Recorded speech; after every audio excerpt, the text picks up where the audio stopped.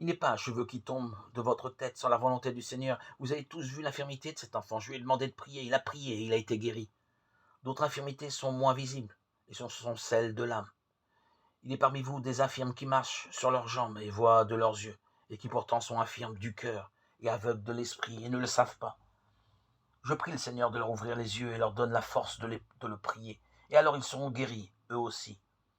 Asher a le cœur pur, c'est pourquoi il lui a été donné d'attirer sur lui la compassion, la bénédiction du Très-Haut. Qu'il vous serve d'exemple. Deux garçons et une fille un peu plus âgés qu'Asher se tenaient au premier rang de la foule.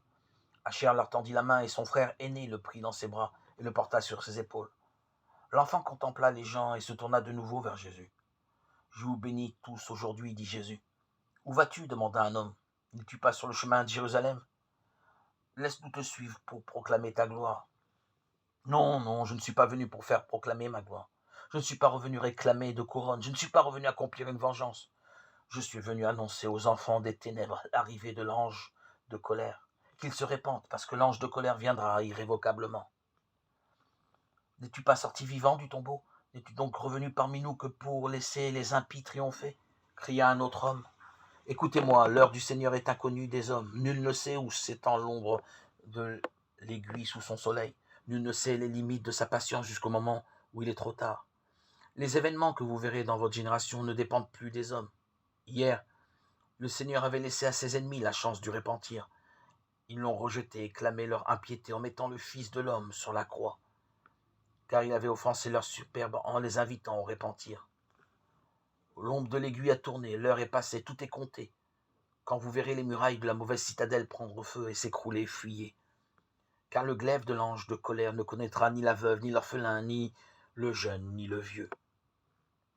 Un murmure d'effroi parcourut la foule. Mais les justes, il y a des justes parmi nous, lança une femme. Que les justes fuient la citadelle maudite. Le vent du glaive n'épargnera personne. Deux hommes, à l'arrière de la foule, s'entretenaient à mi-voix. Je déplore maintenant qu'il ne soit pas des nôtres, nous l'avions mal jugé. C'est Simon de Josias venu exprès de la Céphéla, parce qu'il avait été avisé de la descente de Jésus vers Jérusalem. Il voulait savoir quelle tournure prendrait ce voyage qui alarmait Jérusalem. Ne te l'avais-je pas dit, mais tu ne voulais pas me croire. L'autre était évidemment Joachim. Ne peux-tu lui demander de rester avec nous? Demanda Simon. Tu l'as entendu, il n'aspire à rien, les dés sont jetés. C'est Jérusalem la mauvaise citadelle, n'est-ce pas? Oui. Mais s'il ne va pas s'en emparer, que va-t-il donc y faire? J'ignore.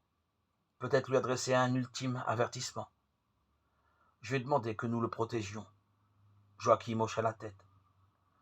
Pourquoi ne m'as-tu pas cru jadis? Il aurait pu être notre roi, maintenant il est trop tard.